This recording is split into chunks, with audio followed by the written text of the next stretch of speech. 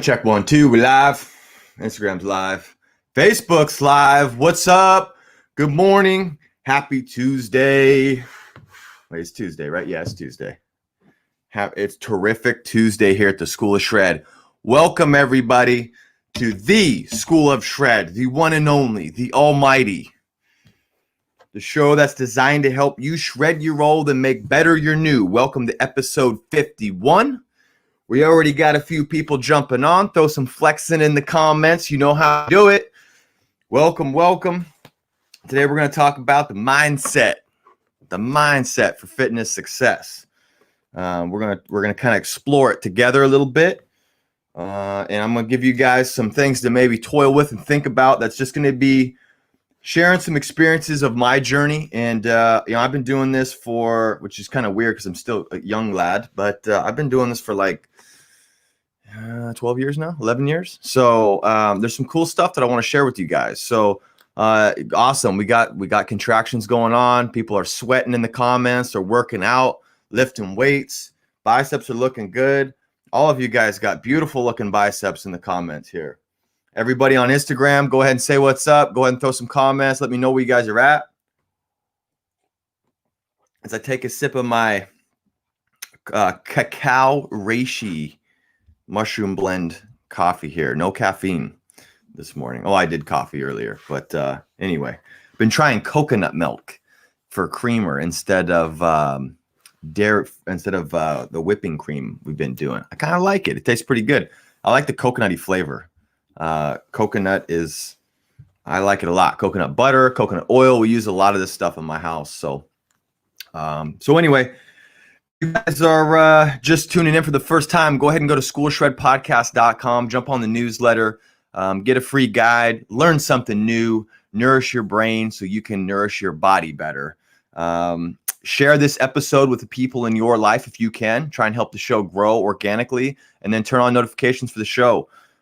Questions, we're doing Friday Q&A, so I need questions. So if you guys think of anything while you're watching today, or listening, go ahead and jump in the comments. Let me know what your questions are. I can save them. I might answer them real quick for you too, but I can save them for Friday's episode. And then if you're listening to this, go ahead and you can send an email to john@schoolshredpodcast.com. So let's get started. Gonna make this a kind of a quicker one today. Hopefully, we'll see. I don't know. I've been getting good at going for long form discussion here on all by myself. So the mindset of fitness success. So something that I was thinking about was this.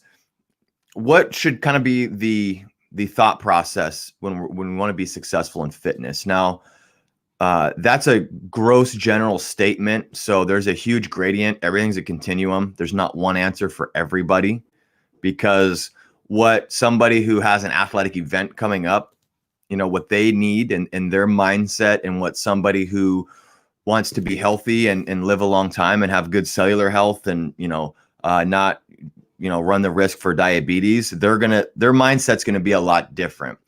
But I'm going to speak more in terms of not thinking about short term, because I feel like for the person I'm trying to reach with this show, that's who I'm trying to talk to. I'm speaking to a certain individual out there, and if it's you, go along with me down this rabbit hole. If it's not you, realize that I just qualified my statement.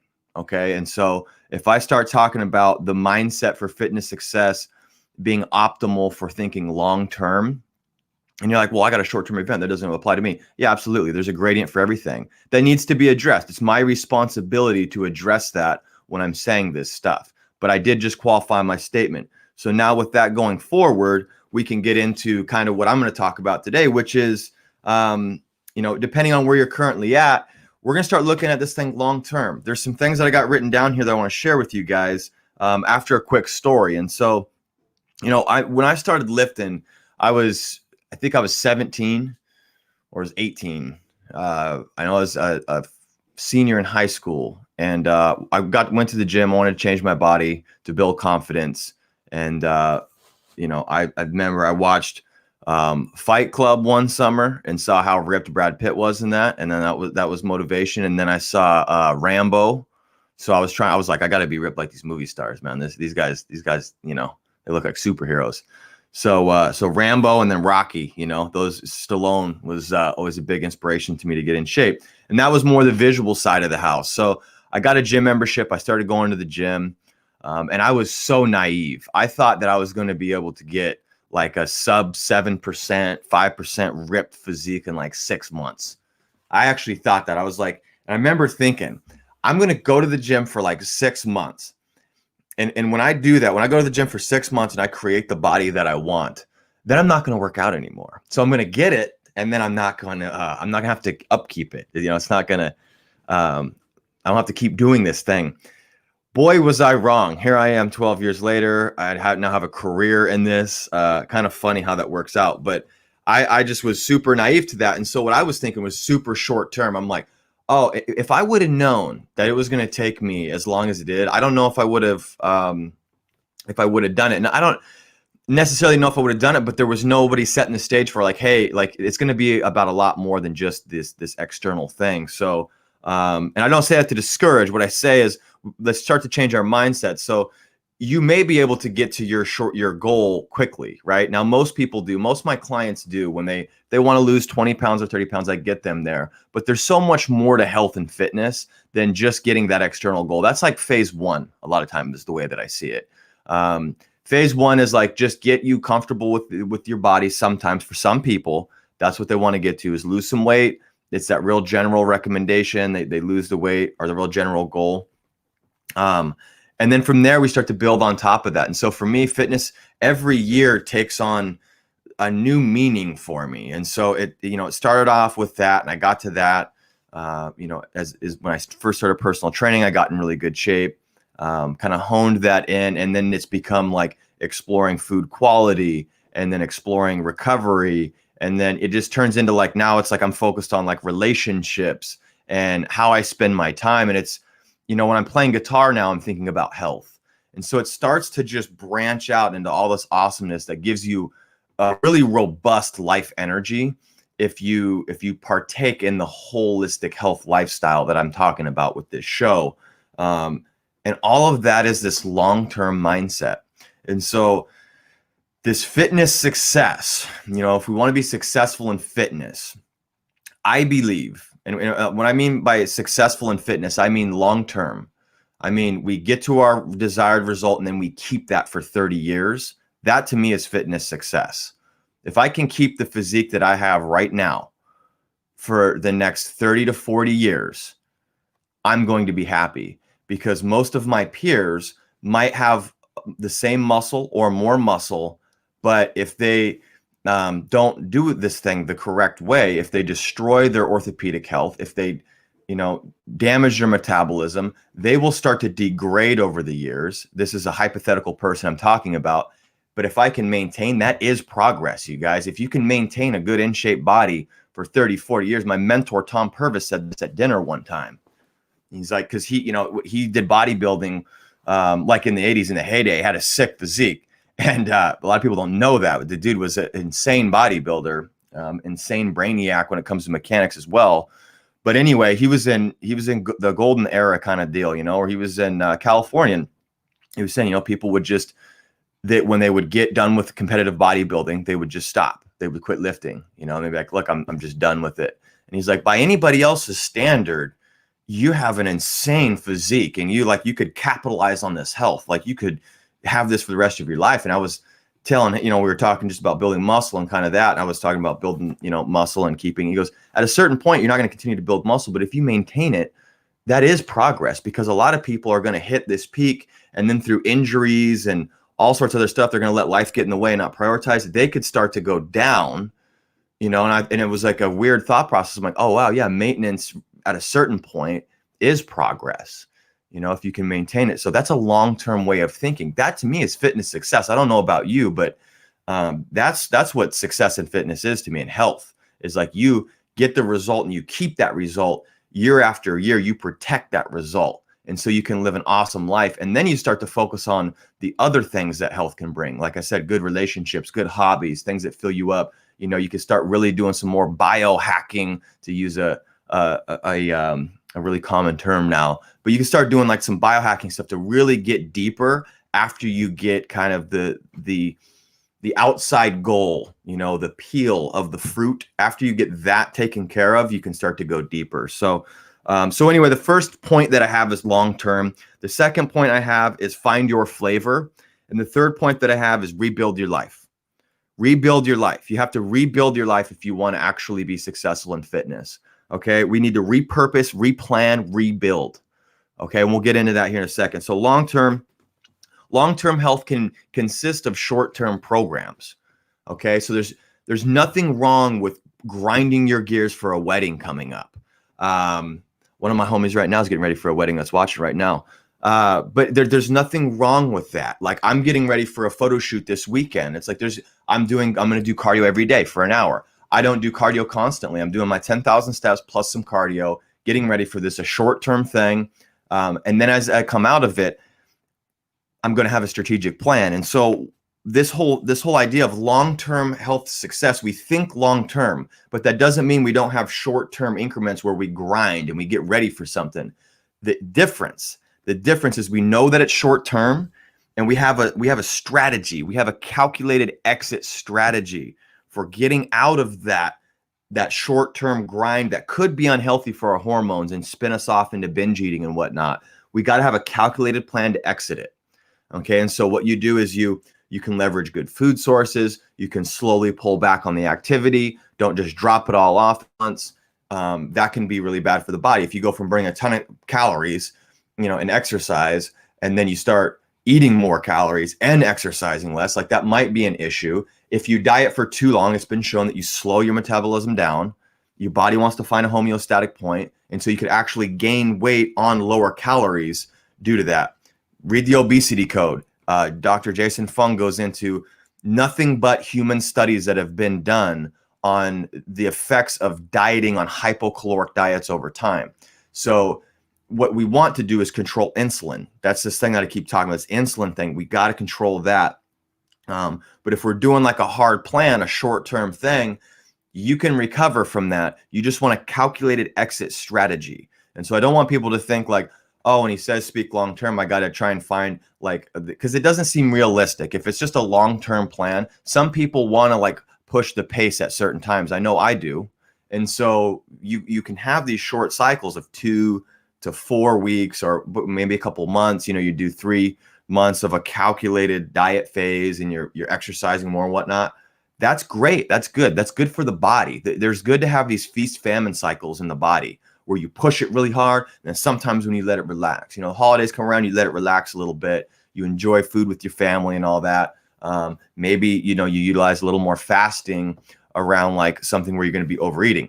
I usually do my big quarterly, like 3 to 5 day water fast. I might do 5 this year around that time. I might do it coming out. Not really good idea to go fasting into something and then super load on calories. You want to slowly introduce them back, but that's more of a feast cycle, right? Through the holidays when we're with family and friends and we're enjoying good things.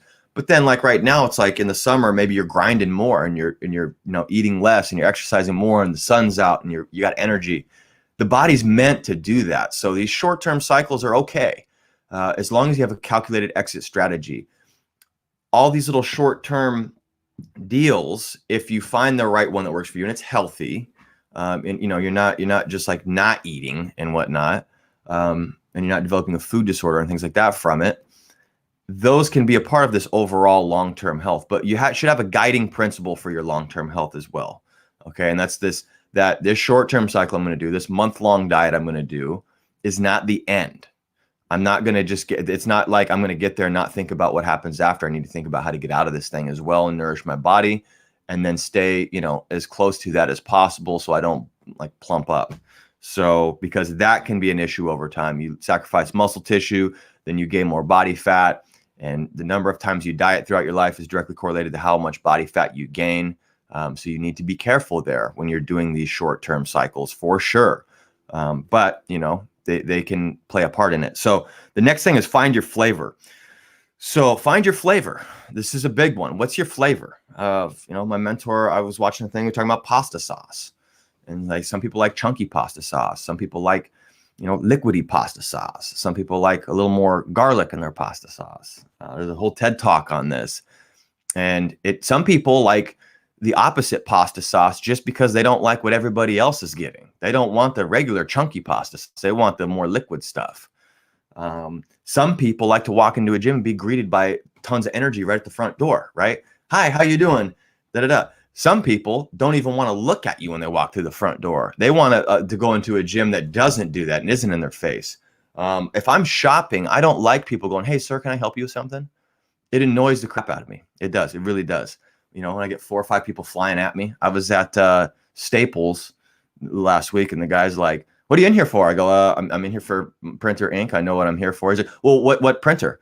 What number? What's the number? Let me help you. And he just walked us over, and I just looked at my girlfriend. We were kind of laughing and chuckling. I'm like, this guy's just really, really getting after this, But so anyway, that's not my flavor. My flavor that I like when I go into an establishment is I'm independent. I want to go do my own thing, right? So find your flavor of exercise is the reason I bring that up. So resistance training, I feel, is the king of all exercise. But that's a huge gradient because shoes provide resistance on the hip flexors when you're walking, if we want to get really technical about it. But you got to find your flavor. What's going to bring your adherence up? So at a certain point, we got to keep this thing in perspective. I'm big on exercise mechanics and, fitting things to the person, building exercises around the client in front of me. The difference between dispensing a can of soup to somebody and cooking and learning how to make soup for my client, that's the difference. Dispensing would be like handing somebody an exercise, 3 sets of 10 on a bench press. Creating a soup is like, here's all the ingredients. We have some shoulder stuff going on.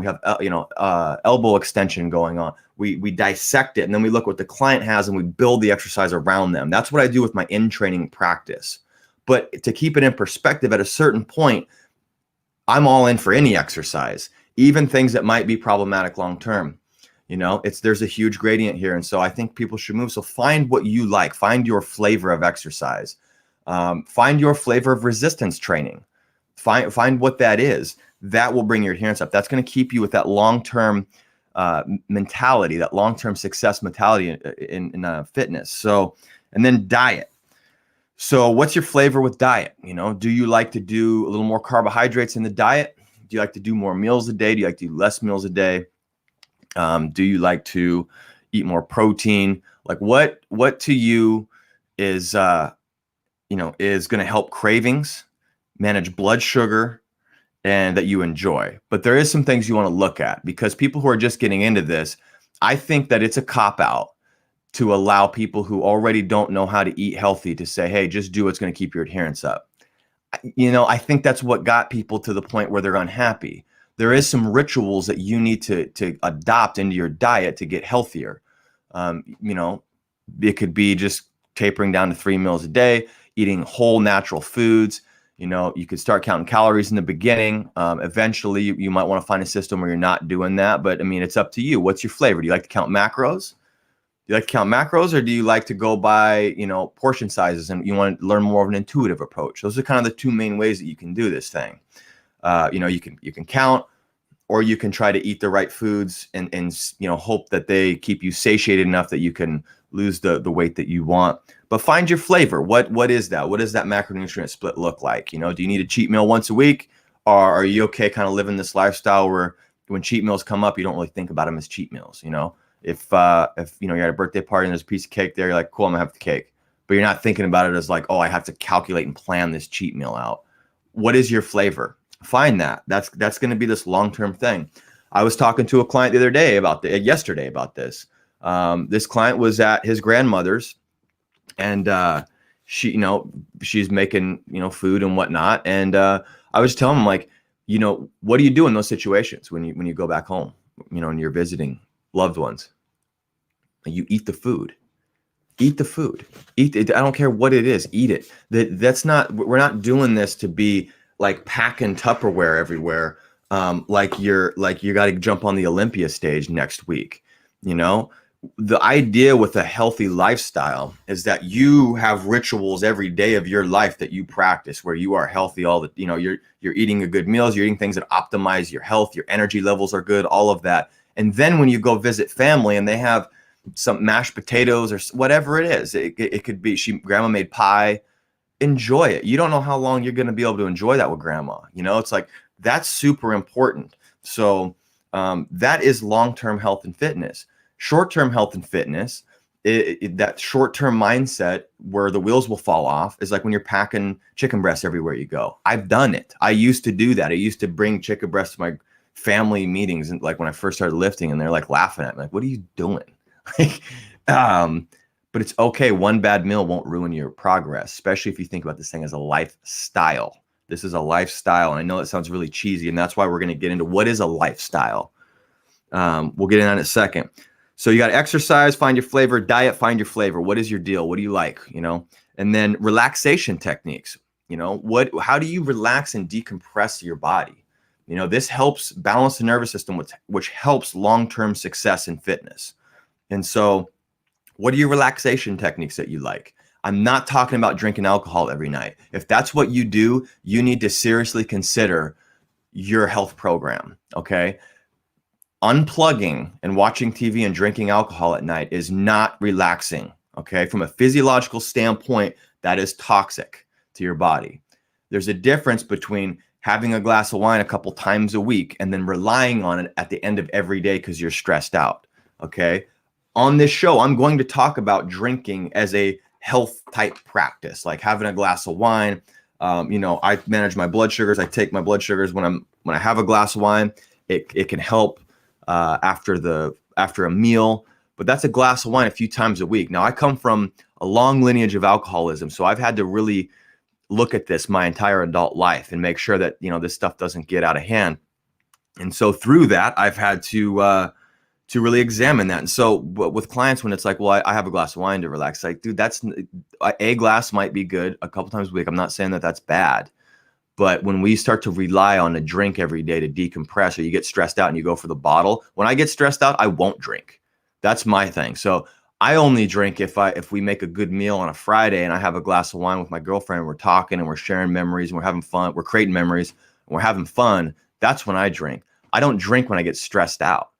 And so I could go back to many stories of challenging times throughout my life, my 20s, and where I forced myself to deal with the emotions of whatever had, broken me down, and I didn't drink. I refused to drink during that time. So do not drink to de-stress. Drink to enhance your experience with loved ones, enhance your experience with a good meal. Think about that. So what is your relaxation flavor though? It could be like a warm bath. It could be meditation, could be journaling. If you had a School of Shred journal here, daily journal, you'd know what I'm talking about. But you can journal, shameless plug. You can meditate, you have calming walks that you can do. There's a lot of stuff you can do, but what's your flavor? What's something that you like to do that you could get into? Do you like to take a bath every night and chill out, listen to an audiobook, listen to some music? Do you like to just listen to calming music at night? Meditation is great. There's a lot of, things that you can do here. Find your flavor through diet, exercise, and relaxation techniques.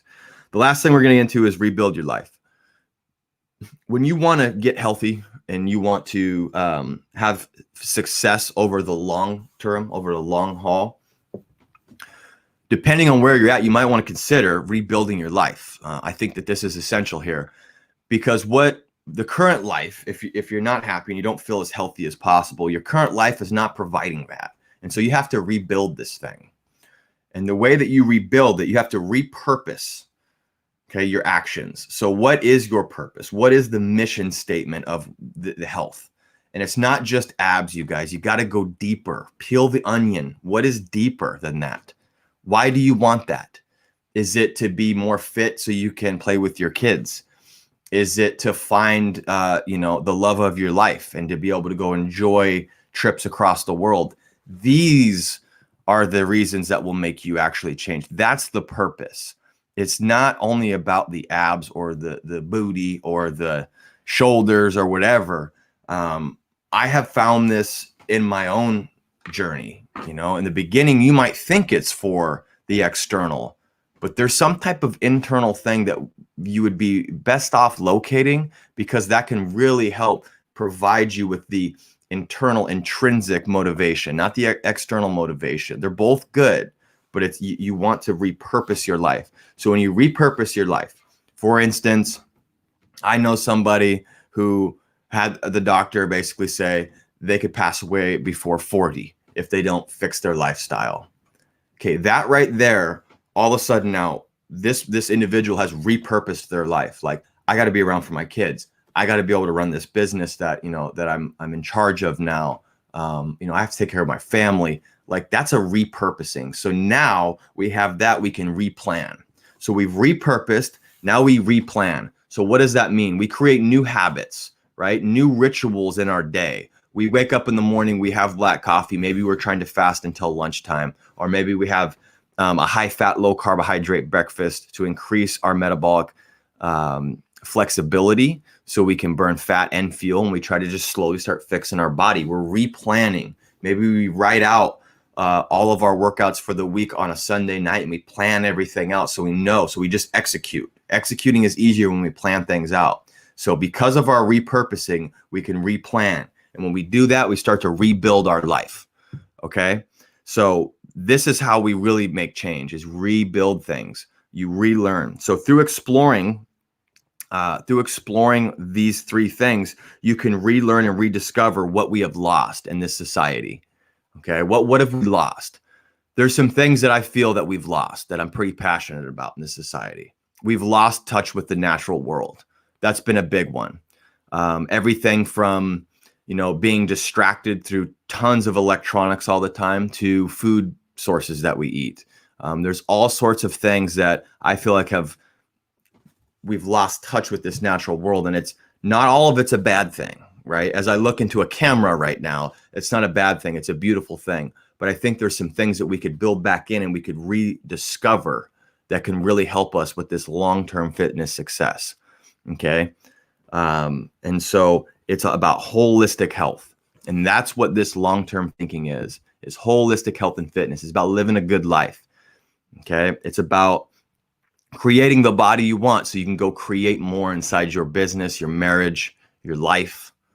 Okay. All of that, everything else. So as I said in like the very first episode of this show, many moons ago, 51 episodes ago, is fitness is a vehicle. It's a vehicle for personal improvement and change. And so I'm going to end it right there. Okay. So fitness is a vehicle for personal improvement and change. And we want that car, that vehicle, to take us as far down the road as possible so we can enjoy life with our loved ones and just live an awesome life, because, that's all we got. That's all we know. So we want to leave a legacy. We don't want to waste it. Okay. So with that said, that's episode 51. Thanks for tuning in. If you guys want to learn more about the show, go to schoolshredpodcast.com, jump on the newsletter, get you some free info, get you some knowledge. We'll be back tomorrow for episode 52. Ask your questions, y'all. If you guys have questions, please ask them. We're doing the Q&A Friday, Hawaiian Shirt Day. Maybe I grab a cat. I grabbed the cat last week. Had my kitty, and he was a special guest. So anyway, with that, I want you guys to stay strong and healthy in body, stay relentless and energized in your spirit, and stay determined in your pursuits. That spells shred. Now go shred the day and get better in every way.